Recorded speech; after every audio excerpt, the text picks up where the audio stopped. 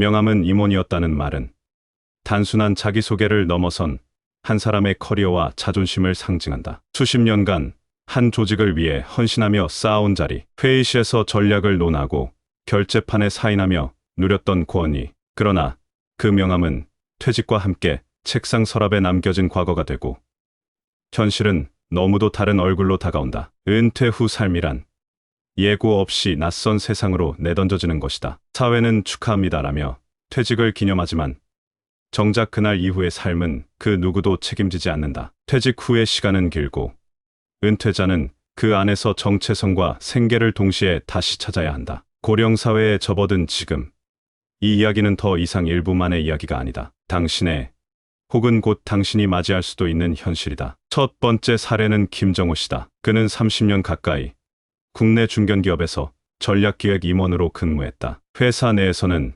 브레인으로 불렸고 회장 바로 아래서 주요 사업을 총괄했다. 그러나 정년이 다가오자 본인도 회사도 자연스럽게 퇴직을 논의하게 됐다. 문제는 그 다음이었다. 평소 임원 퇴직금과 국민연금 정도면 노후가 괜찮을 거라 믿었다. 하지만 실상은 달랐다. 고등학생 자녀의 교육비, 갚지 못한 주택담보대출, 부모님 병원비까지 겹치면서 예상치 못한 지출이 계속됐다. 그는 몇 달간 전직 컨설턴트로 활동해봤지만 수입이 들쭉날쭉했고 결국 생계를 위해 건설 현장 일용직을 시작하게 됐다. 하루 10시간 넘게 서서 자재를 나르고 허리를 굽히는 일에 몸은 금세 망가졌지만 무엇보다 힘들었던 건 동료들과의 관계였다. 자신보다 훨씬 나이가 어린 현장 소장에게 반말을 듣는 것도 익숙해져야 했고 이력서에 왜 임원 경력이 있냐는 눈빛 속에 자존심이 무너졌다. 김 씨는 말한다. 내가 누군지 설명할 수 있는 명함은 있는데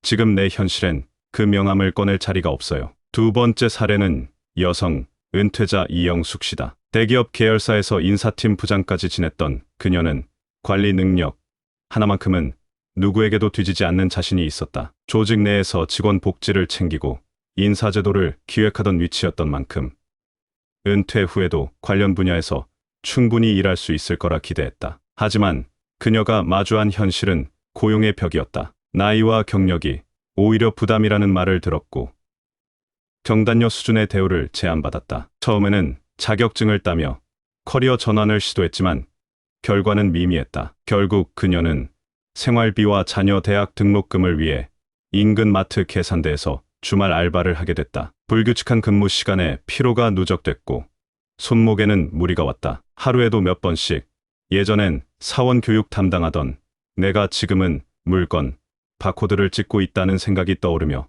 자괴감이 밀려들었다. 특히 퇴근 후 집에서 가족들이 엄마 오늘 힘들었어?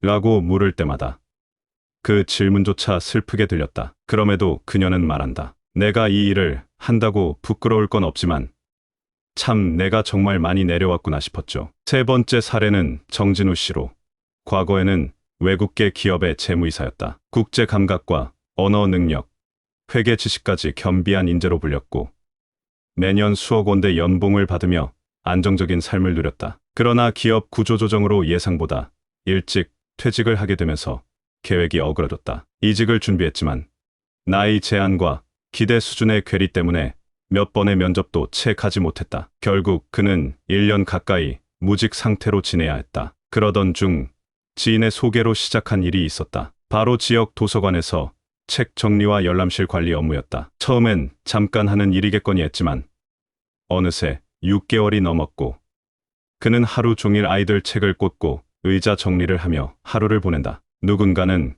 편한 일이라 생각할 수 있겠지만 정 씨는 말한다. 예전엔 수백억 자산을 운용하던 내가 이제는 책장 정리하며 일당을 받는다니 이게 내 인생일 줄 몰랐어요. 하지만 그는 그 와중에도 새로운 길을 고민 중이다. 재무 관련 풀에서 자문을 다시 시작해볼 계획이며 이제는 정해진 틀보다는 유연하게 일할 수 있는 삶을 찾아가고 있다. 세 사람의 이야기는 모두 달라 보이지만 그 뿌리는 같다. 명함은 화려했다. 하지만 은퇴 후의 삶은 그 명함을 인정해주지 않는다. 조직에서의 위치와 세상에서의 위치는 다르다는 걸 절감하게 되는 순간 많은 이들은 자존감의 붕괴를 겪는다. 그리고 동시에 삶의 방향을 다시 설정해야 하는 현실과 맞닥뜨린다. 더는 타인의 시선이 기준이 아닌 나라는 사람의 가치와 생존을 함께 고민하게 된다. 퇴직 후 삶은 준비된 자에게도 낯설고 두렵다. 그러나 준비하지 않은 이에게는 훨씬 더 가혹하다. 노후는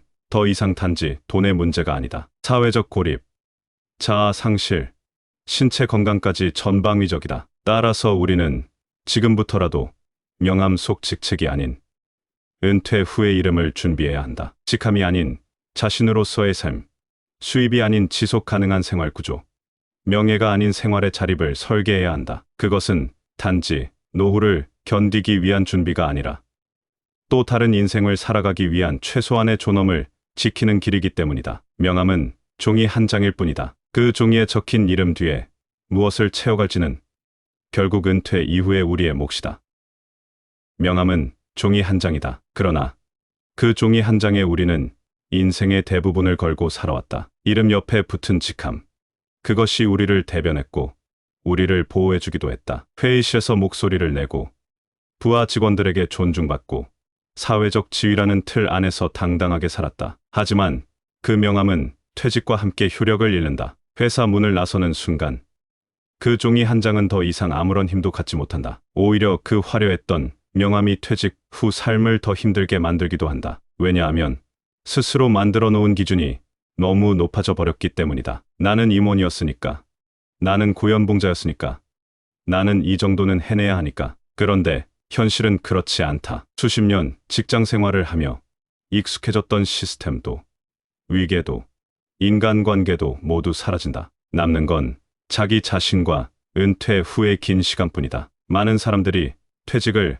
하나의 이벤트처럼 여긴다. 축하받고 박수받으며 떠나니까 왠지 모르게 이제 좀 쉬면서 살아도 되겠구나 하는 착각이 든다. 그러나 그건 시작일 뿐이다. 문제는 그 다음이다. 그 다음의 삶은 전혀 낯설고 예상과는 전혀 다르다. 생활비는 매달 빠져나가는데 수입은 없고 무엇보다 사회적 연결이 끊기면서 자신감이 무너진다. 특히 과거에 사회적으로 성공했다고 평가받던 사람일수록 이 낙차를 견디기 어렵다. 예전 직함을 입에 올리는 것도 민망하고 그랬다고 아무것도 하지 않자니 자존감이 흔들린다. 결국 그 공백을 메우기 위해 무엇이라도 해야 한다는 압박감이 밀려오고 그 과정에서 자신이 어디에 서야 할지 모르는 혼란을 겪는다. 실제로 많은 은퇴자들이 겪는 첫 번째 고민은 경제적 문제다. 회사에 다닐 때는 눈에 보이지 않던 지출이 퇴직과 함께 현실이 된다. 보험료, 건강관리비,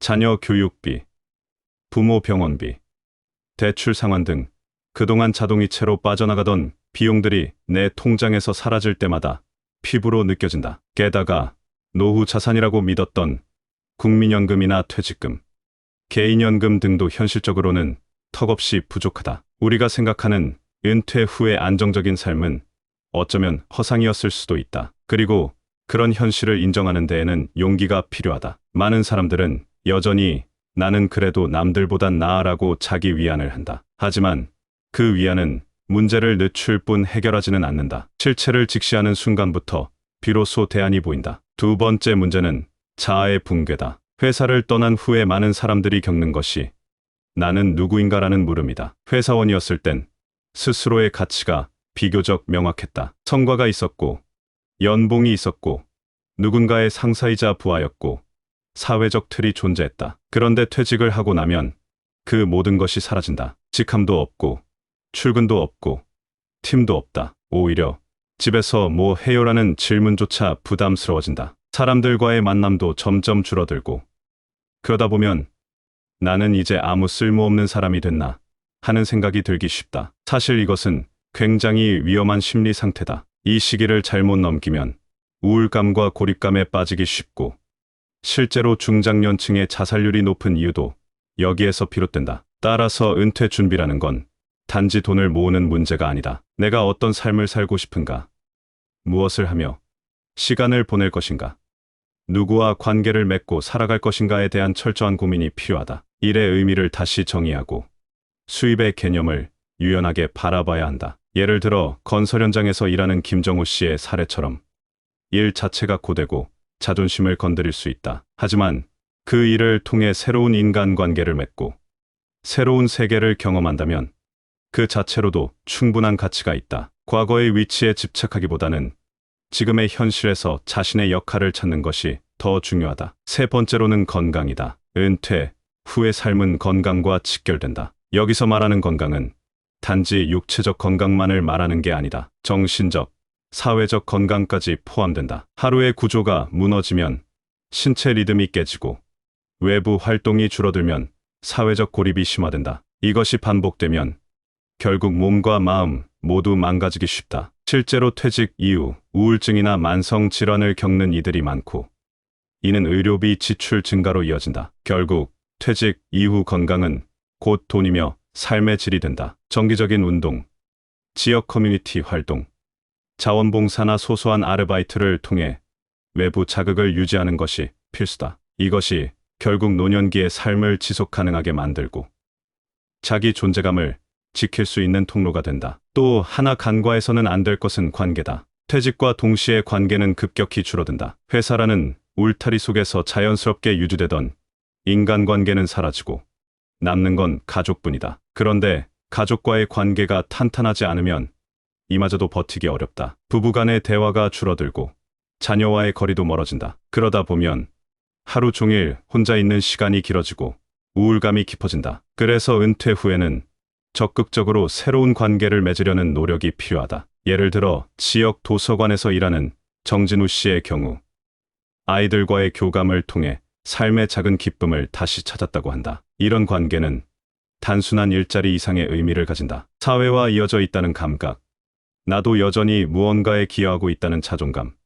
그것이 바로 은퇴 후 삶을 지탱하는 힘이다. 결국 은퇴란 단지 회사를 그만두는 사건이 아니라 인생의 두 번째 챕터가 시작되는 일이다. 그리고 그 챕터는 과거의 타이틀이 아니라 현재의 태도가 결정한다. 우리는 과거의 직함으로 현재를 살 수 없다. 중요한 건 지금 어떤 선택을 하느냐다. 불편함을 견디면서도 다시 삶을 설계하는 용기, 자존심을 내려놓고 새로운 일을 받아들이는 유연함, 그리고 자기 자신을 지키는 단단한 태도가 필요하다. 명함은 과거다. 지금은 이름만 남았다. 하지만 그 이름으로도 충분하다. 다시 시작하는 인생은 이전과 다를 수밖에 없다. 그러나 다르다고 해서 부족한 것은 아니다. 오히려 이전보다 더 인간적인 삶, 더 자유로운 삶, 더 본질적인 삶을 살아갈 수 있는 기회일지도 모른다. 그러니 두려워하지 말자. 은퇴 후의 삶은 끝이 아니라 또 다른 시작이다. 그리고 그 시작은 나를 믿는 것에서부터 비롯된다.